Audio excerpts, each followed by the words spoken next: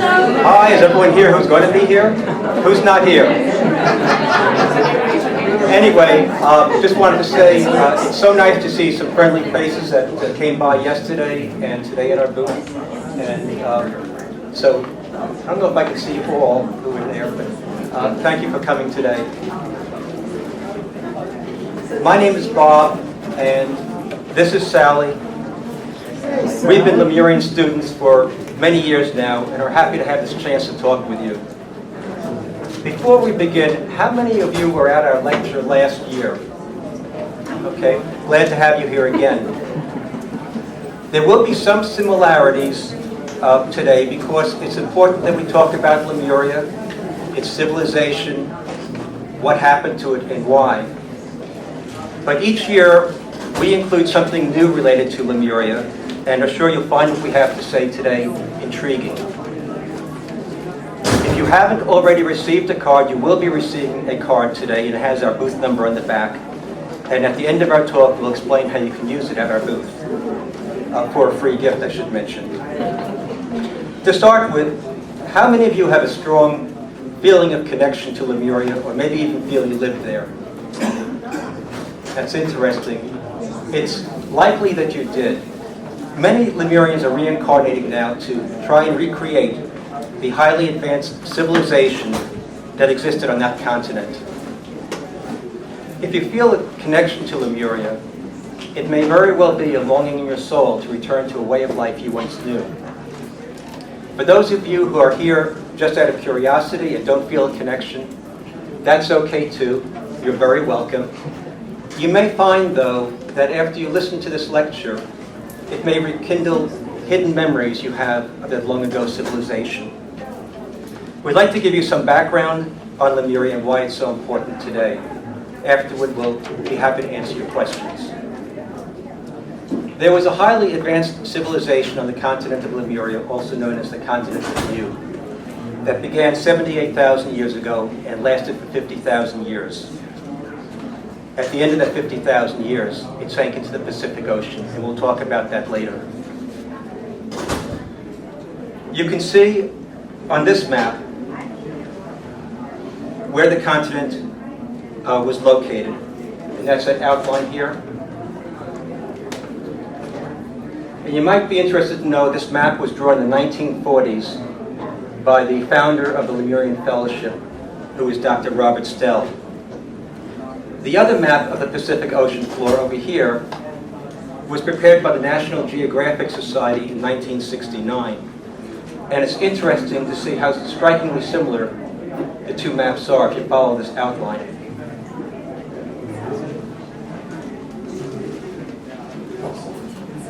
The Pacific Ocean holds many mysteries in the area where Lemuria existed. For example, Malden Island. I think on this map it's about over here, is small, barren, desolate, uninhabited, and devoid of fresh water. Yet archaeologists have found the ruins of 40 stone temples in that island. And even more unusual is that they found paved roads, also known as paved ways, that consist of closely fitted basalt slabs. These radiate out from some of the temples into the sea and under the water. Now, if that isn't unusual enough, there's no basalt on the island. So where did the basalt come from, and where do those roads lead to? Nearby is Easter Island, also known as Rapa Nui, and on this map it's right here, and on this map it's about over there. Many of you may be familiar with the pictures of the large stone statues, also called moai, that are found on the island. There are nearly 1,000 of these statues, many weighing about 5 tons, and others over 70 tons. Most of these were moved miles from the inland quarry to the shoreline, but how was this done? Now, there's a lot of information on the internet, and sometimes it's hard to know what's accurate. And I'd like to think if William Shakespeare was alive today and he was writing about the internet, He might have had Hamlet say, to believe or not to believe, that is the question. So I like to go back as far as I can to the primary source to find out what really happened. One example is a story about how the Easter Island statues were transported from the quarry to the shoreline. Over 100 years ago, an archaeologist, Catherine Rutledge, lived on the island for more than a year to research the culture and the statues. She later published a book that detailed her discoveries. When she asked how the statues had been moved, she was always given the same answer. And I'm going to read from her book. An old woman moved the statues by ordering them about by her will, using a supernatural power called mana. Rutledge said the inhabitants had no doubt that this is what had happened. On the other side of the Pacific is Nan Madol. It's on the island of Pohnpei, formerly known as Pohnpei, and it's located in the district of Mid-Atlantic. Pohnpei is right about here on this map, and it's hard for me to do on that map, but it's probably around there. Nan Madol on the island of Pohnpei is known as the Venice of the Pacific because of its more than 90 man-made islands and canals. Some canals are wide enough for a present-day ocean liner. The islands are made of basalt columns or logs weighing up to 5 tons that were stacked log cabin style on top of a foundation of boulders, some of which are estimated to weigh 50 tons and more. So how did they move these, or even get these across the water to create the islands? The Pohnpeians have a rich tradition of oral history. They say that 2 brothers, who were sorcerers, used magical powers to cause the stones to fly. Now, how many of you watched the TV show Ancient Aliens? Okay, me too. I love the archaeological findings. I find them so fascinating. And one of the commentators once said something that hit home with me. What he said went something like this: why would these ancient builders choose to use such incredibly heavy stones unless it was easy for them to move them? So maybe there is something to the legends of walking statues and flying stones. These are just some of the mysteries found on isolated islands in the Pacific. To add to the mystery, there's also a Hawaiian legend that talks about a submerged continent in the Pacific. Over 100 years ago, William Hyde Rice, who was born in Hawaii and was bilingual, compiled a collection of Hawaiian legends that he translated and published. One of the legends, the Menehune, speaks of an ancient belief that there was once one great continent that stretched from Hawaii down to New Zealand. Now, on this map, this is the Hawaiian Emperor Seamount chain of islands, and you can also see it over here. And the Hawaiian Islands are right here. And as I said, the legend says that the continent stretched from the Hawaiian Islands down to New Zealand, which is down there. So that would be from there down to there. The legend goes on to say that then a great flood came that submerged all the lowlands, leaving only the highlands we now know as islands. So if this is what we can find on a few islands in the Pacific, imagine what more is hidden under the water, with the average depth of the Pacific Ocean being 2 miles deep, and the deepest part being in the Mariana Trench, which is right over there, which is probably in this area, which is nearly 7 miles deep. It seems there's much still to be discovered by scientists. But wait, that's not all, there's more. What about the sediment that covers the basement of the ocean floor? Scientists estimate that the average thickness of the sediment on the basement of the Pacific Ocean floor ranges from a minimum of about 1,000 feet thick to about 2,000 feet thick. So what does this mean? Let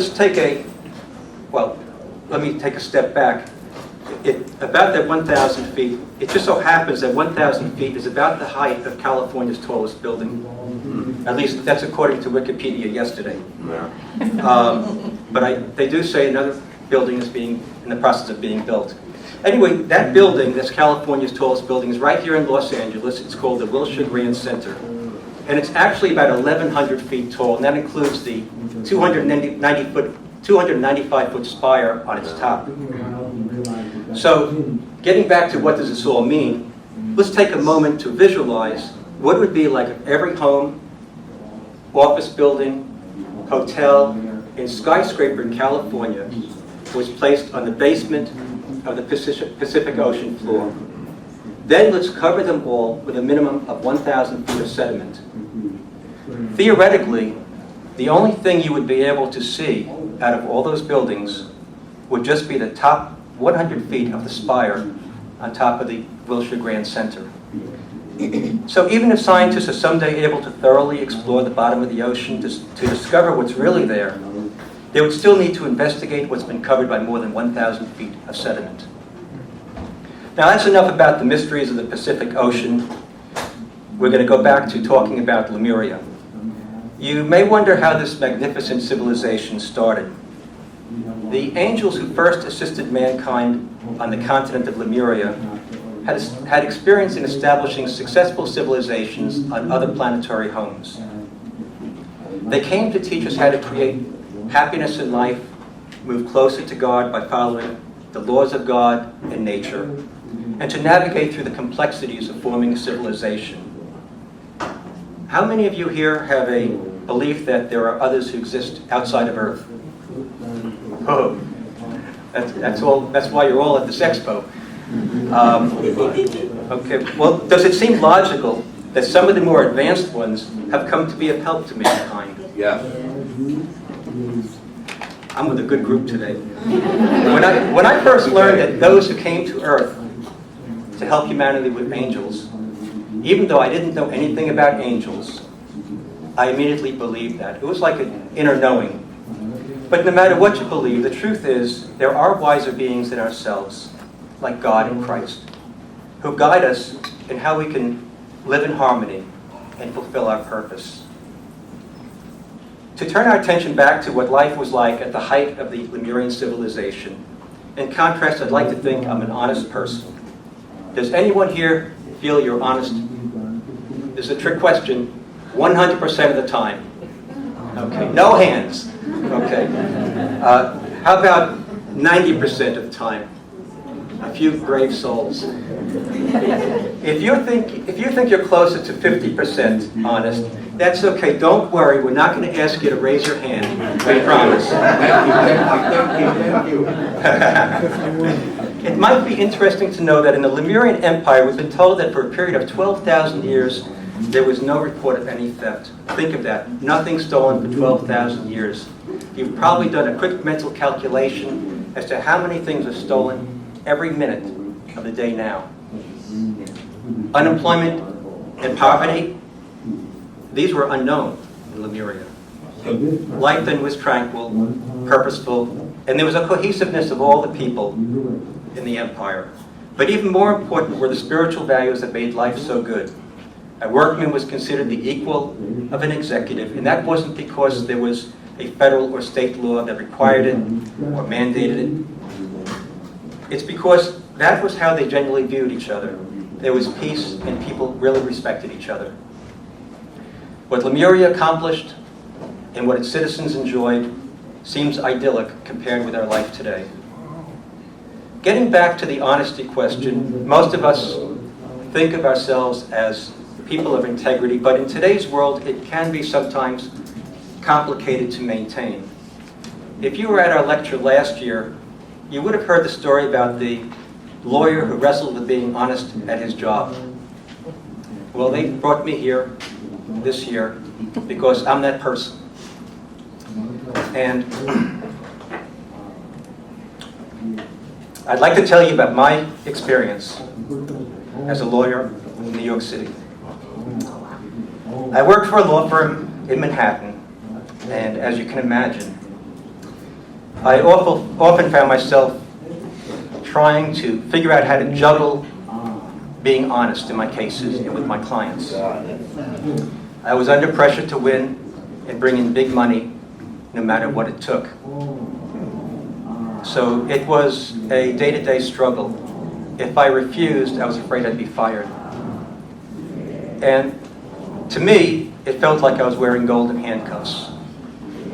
When I was in my third year at the firm, though, I found out about the Lemurian Fellowship and sent away for their booklets. By working with these booklets and guidance I received from my fellowship teachers, gradually I was able to see non-confrontational ways to handle the honesty situation. To my surprise, I discovered I could practice integrity more and more.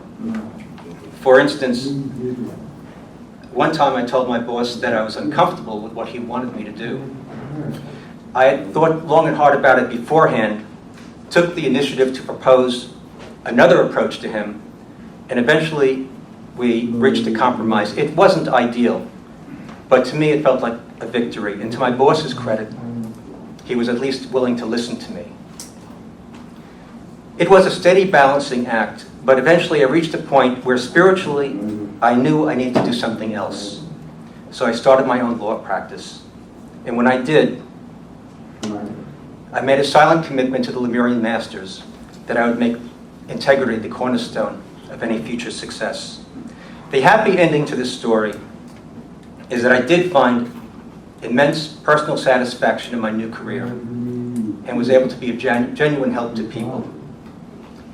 That ease of mind had a ripple effect lasting to today, as I now live and work at the Lemurian Fellowship.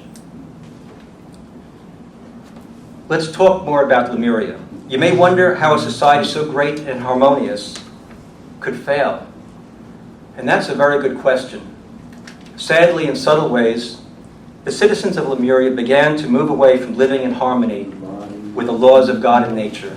As a result of doing this, their lives and beautiful surroundings gradually deteriorated. This didn't happen overnight, and there were many complex reasons for this. Century by century, mass negative karma piled up as a result of the people not following spiritual principles. It eventually resulted in the destruction of this vast continent after a series of volcanic explosions and earthquakes, and it finally sank into the Pacific. It wasn't a failure of universal laws, but instead a failure of people to have the will to follow them. So often we seem to want to learn things the hard way, and it seems like even back then it was so. Much was lost, but much good was created that we can bring back again. The Lemurian Fellowship has prepared a description of Lemuria at the height of its glory. If you come by our booth, we'll be glad to give you a free copy of this handout, which is titled A New World of Thought and Action. This handout's description of Lemuria was obtained from the Akashic record by the founder of the Lemurian Fellowship, who is Dr. Stell. Dr. Stell, or Dr. Bob as he liked to be called, was a true clairvoyant. He could see and hear events from the Akashic record and was contacted by the masters who selected him to receive and pass along their ancient teachings. How many of you have heard of the Akashic record? Oh, I should have asked too many hadn't. Too many to count. In the Bible, it's referred to as the book of God's Remembrance. And this is where all our actions and even our thoughts are recorded. It was from this source that Dr. Stell obtained and wrote down the true story of the early beginnings of the Lemurian civilization. It took him 11 years to complete the book, which is entitled The Sun Rises. It also includes sketches he made of scenes he saw from that early time. Fortunately, the masters could see the inevitable destruction coming long before the end. They gathered all the records of this great civilization and made sure these were safely secured in another location before the continent sank. Through the ages, they have carefully evaluated the rise and fall of all nations, and from this have worked out a master comprehensive plan for the integration of a new age civilization that will be free from the errors of the past. A key element of this plan was inaugurated on September 16, 1936, with the release of the Lemurian wisdom teachings through their earthly channel, the Lemurian Fellowship. Out of the chaos of today, we can create a new world of peace and love for one another, ultimately leading to our own spiritual unfoldment and advancement. Think of what it was like not to be afraid on Lemuria, to know that every person was guaranteed equal opportunity for education and personal advancement according to their desire and ability, and this was as a God-given right. The Lemurian wisdom teachings are available today. Their purpose is to make life one of peace, as was enjoyed in Lemuria, and to help others on our planet to move toward a New Age civilization that is all-inclusive and based on the Golden Rule.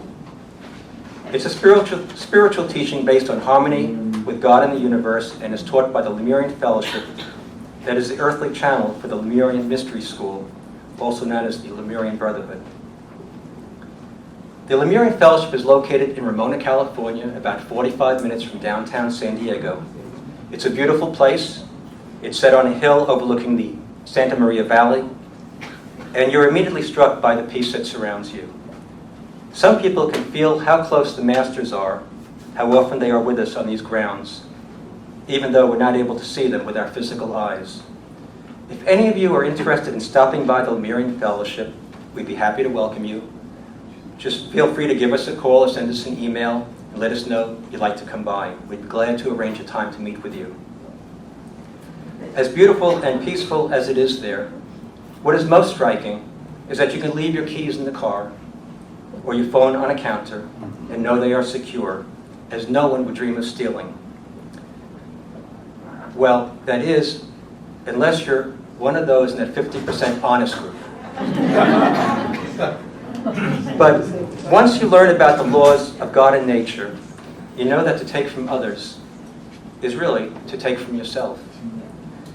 Before we conclude, I'd like to talk about the cards that were mentioned in the beginning. Hopefully each of you was given one. It has our booth number on the back. If you like, you can bring your card to a booth to choose a free wooden triangle pair of earrings, keychain, or pendant. Each of these were handmade in the Lemurian crafts. We're in the International Ballroom at booth 354 and we'd be happy to answer any questions. The equilateral triangle has spiritual significance to us as it represents the balancing of the three sides of our nature, the material, spiritual, and mental. And the beautiful wood it's made from is also precious to us because it comes from nature. We hope this much information has been interesting, and we're happy to answer any of your questions now. Hi, my name is Sally, and I know my voice doesn't always carry, so I'm not talking loud enough for me to speak up. Anyway, does anybody have any questions you'd like to ask? Yes. Sally, when I was at the booth, they mentioned that you had a correspondence course. Can you tell us a little bit more about that? Sure. How long it lasts and what it was about? Certainly. She wants to know about our correspondence course. The fellowship offers a series of 12 lessons, Lemurian lessons, and you can take these, if you can study them online, and in your home we send out a paper lesson. We also provide you the lesson on the internet. And as you work with the lessons, you learn how to use cosmic principles in your life. And I mean in your everyday life. It's not like, you go to church once a year and then you're a good person. This is everyday living. And when you get to a certain point with the lessons, you move into what's called the advanced training. And that is a more in-depth study of the Lemurian philosophy.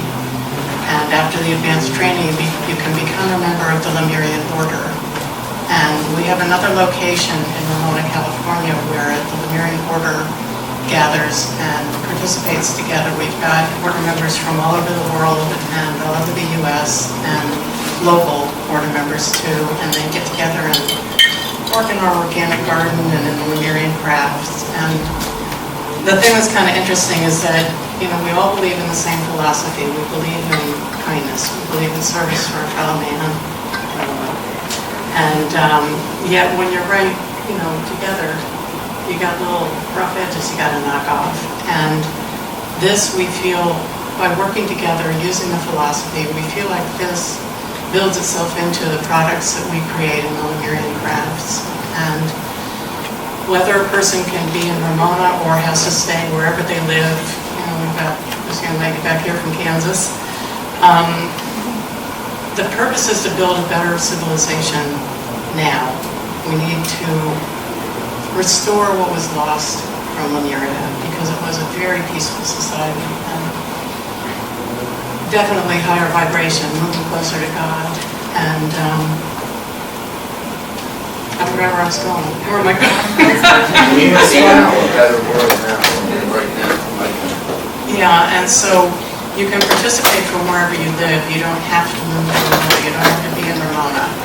We expect or hope students will carry what they're learning in their everyday life into their community, into service to other people, and help build a better world from wherever they are, kind of one person at a time. So does that answer your question? You're welcome. Anybody else? Yes, somebody in the back. I was wondering, what about Atlantis? Is that a separate civilization, or do you consider that to be? Yes, she's wondering about Atlantis. Lemuria is where first civilization started 78,000 years ago. And of course, this happens with populations. People moved to different areas, and there were some islands in the Atlantic that were, the beginnings of Atlantis, and some of the Lemurians moved to Atlantis. And when the continent of Lemuria sank, the waters of the oceans moved, considerably. So in the Atlantic, water, left that area so that the landmass was exposed, and you had a continent of Atlantis. And those who had helped make Lemuria great moved to Atlantis to set up a civilization there, trying to recapitulate what had been lost in Lemuria. And they succeeded, and it was a very peaceful and fine civilization, very technologically advanced. But it too succumbed to the same kind of faults as Lemuria, because people are people, and they don't always want to do the right thing. They want to try the other way for a while, and then sometimes it's too late. But we're trying to recapitulate that now.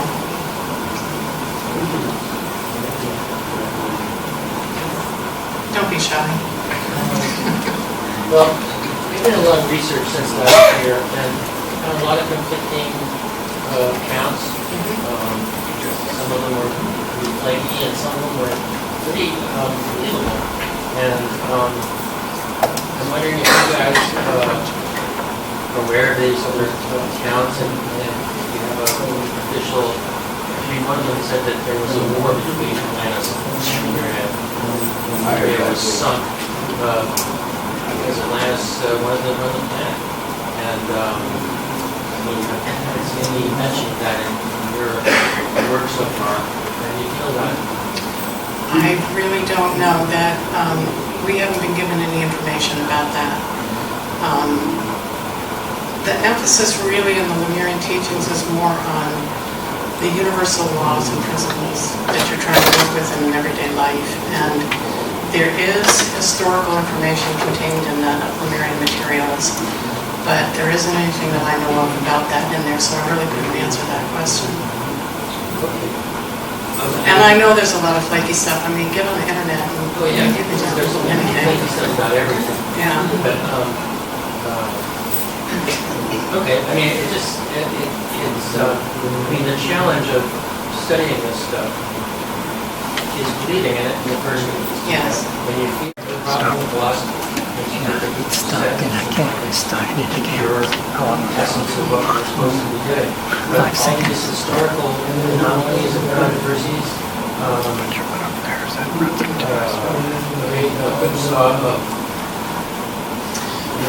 All I can tell you is my own experience. When I first became a student, I was in college. As a matter of fact, yesterday was my 50th anniversary as a student. I know you don't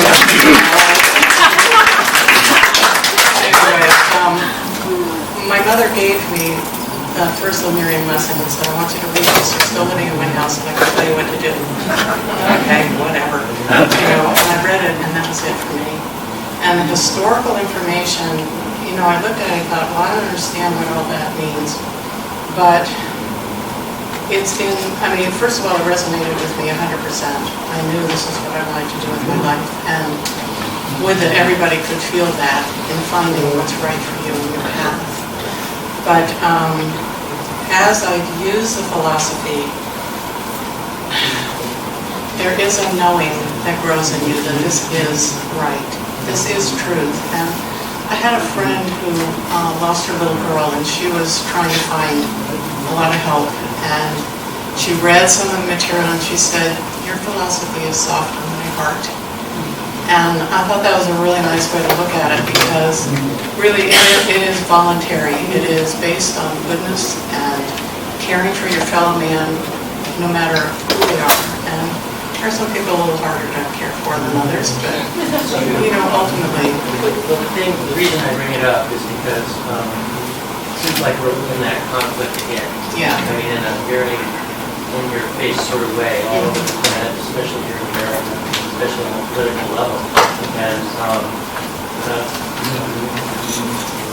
the story that I read about Lemuria being kind of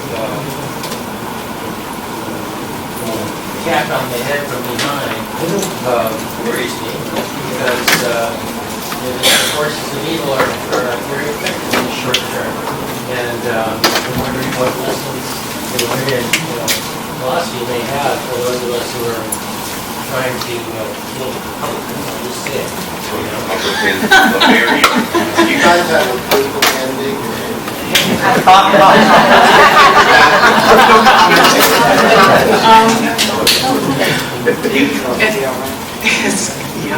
It's kind of hard to, I don't want to put you on the spot. It's not an unfair question, but it's a concern.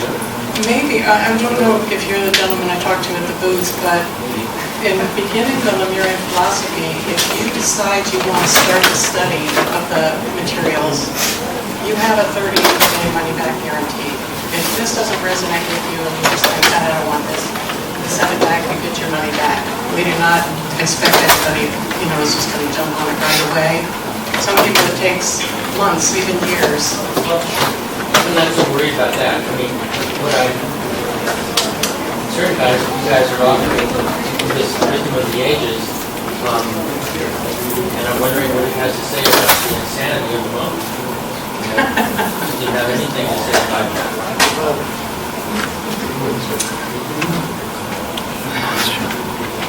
I wouldn't know exactly how to answer that question, because I think one of the first things that struck me in the Lemurian philosophy is understanding that I am responsible for my environment. My thoughts, my actions in this lifetime, other lifetimes have contributed to where I am now, what I'm experiencing now. And if we're experiencing a lot of turmoil, then undoubtedly we have created it over the centuries. And it is there for us to learn from and deal with so that we don't continue to create it. And it's, as the new order, our new world civilization, whatever you want to call it, takes shape, a new Lemurian civilization, there are negative forces that try to tear it down, of course. And there's also, tearing down of the old. Sometimes, it's like getting rid of cancer or something, it's painful. You got to get rid of these old forces, and then the new can start fresh and, build from there. And I don't know how to describe it any better than that. Got any ideas? I'll just speak from my experience. I was a beginning student, and there wasn't the turmoil that you read in the papers now, because this is going back decades.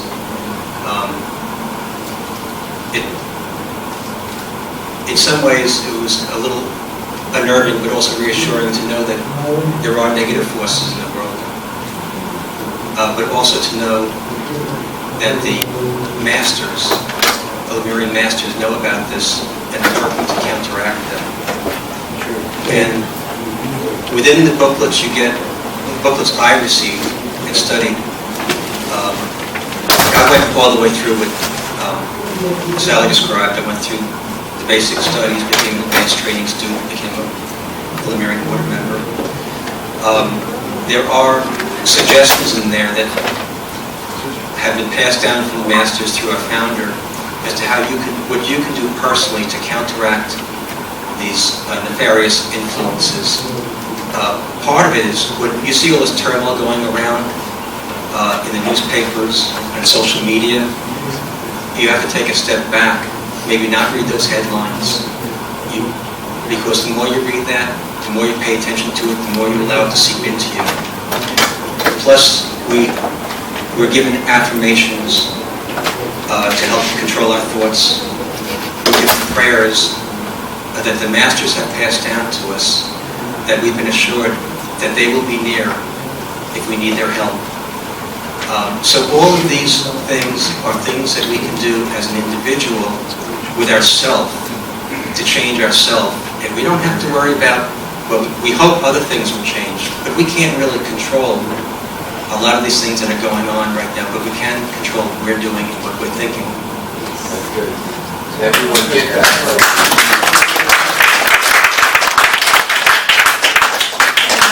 That's really the purpose of the Lemurian philosophy, is for everyone to try to build that miniature new order or new world civilization within yourself.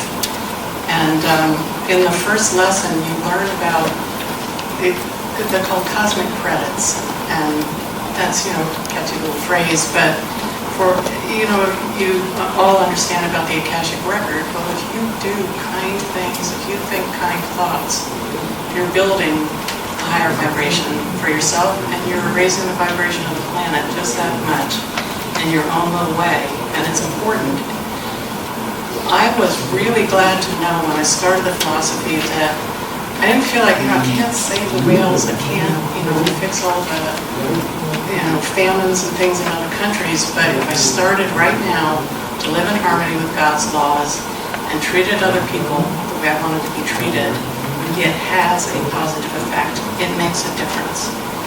And with the Lemurian philosophy, I believed in reincarnation, and I thought, well, I want to make a better life. How do you do that? And the philosophy gave me steps.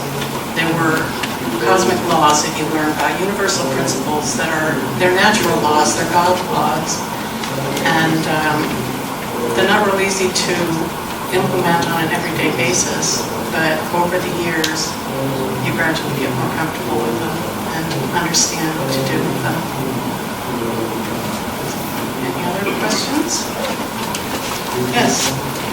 I came in a little late, so I don't know if you covered this, but is there an ET connection, like any type of beings connected with Lemuria, like Arcturian or Pleiadian or anything like that? She's asking if there's any kind of ET connection. In the beginning of the Maquilian or Lemurian civilization, some of the people that were alive at that time had advanced farther than other people because of their caring for people, wanting to serve other people, and becoming more attuned to nature and God. And as a result, they were able to be communicated with by beings from a couple of other planets that had they had created successful civilizations on their planet, and their help was requested to come and help us start and build a successful civilization on this planet.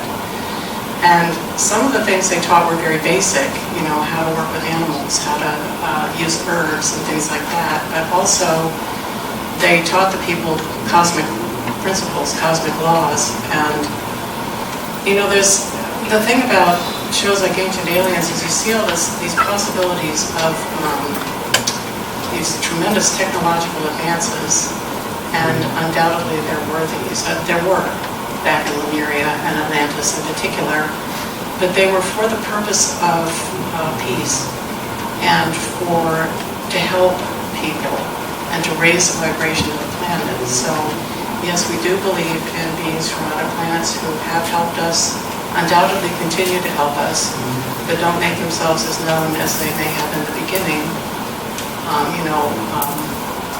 I haven't seen one. I've been around 50 years with this. I haven't seen one, but they still have an influence. Does that answer your question? Do you know which beings? Do I If any? know? What do you mean?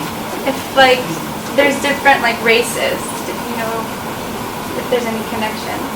All I know is that they're from Venus and Mercury. Okay. Okay? If you read Dr. Stell's book, The Sunrises, it has a lot of their teachings and help to mankind at that early stage in this book. Yes? Hi. So the perimeter of that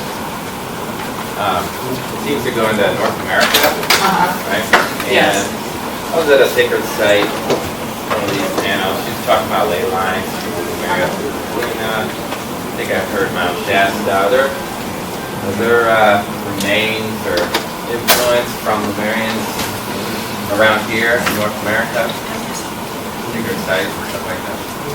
You know, I don't know. He's asking if there are sacred sites of Lemuria in North America, and I don't know for sure. I can address that as a geology student. The Northern California, and especially west of Shasta, is a whole other, what they call a terrain. And it came and attached itself. It doesn't belong to the North American continent. It came from the west. And also Alaska, the Mangelian terrain moved north and attached itself to Alaska. So you find that there happens a lot. So west of Shasta, I can't remember the name of the mountains, but it's different. The whole energy thing is completely different than the rest of California because it didn't belong to California. Is it acid cracks? What's that? Acid cracks. Acid cracks. Mount Adams. In relation to this question, someone that I know that used to work in the secret operations of the Navy years ago told me that there is a Lemurian temple that for God knows how long was submerged near the island of Catalina, but that in recent, like during the 20th century, it has slowly begun, because of land shifting and so on, it's begun to rise. And at some point, apparently it's pretty close to the surface, and at some point they expect it's going to break the surface on the other side of Catalina, a Lemurian temple.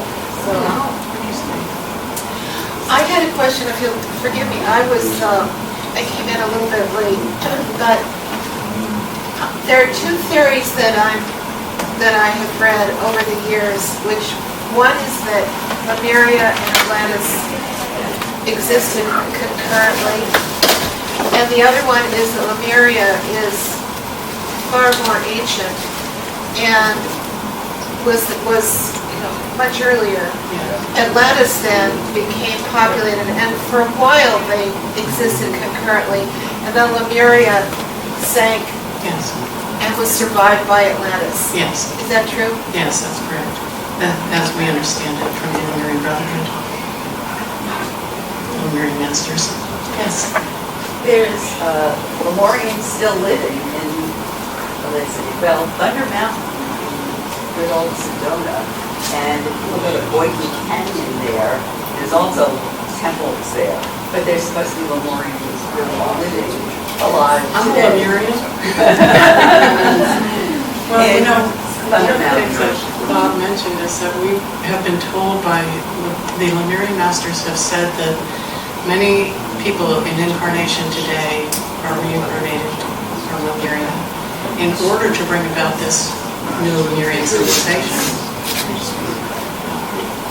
The only other thing that I was going to... Am I leaving? Am I done? One more thing. The only other thing that I heard about Lemuria is it was a nature. I don't know if you've heard of it. There was the men did the fishing, the women had the teaching of wisdom. I don't know. Well, what we were taught is that the women were very important to the society. They were actually educated in more areas than men because the family and the home was so important to the civilization. So women were equal. We can take more questions outside Yeah. the corridor.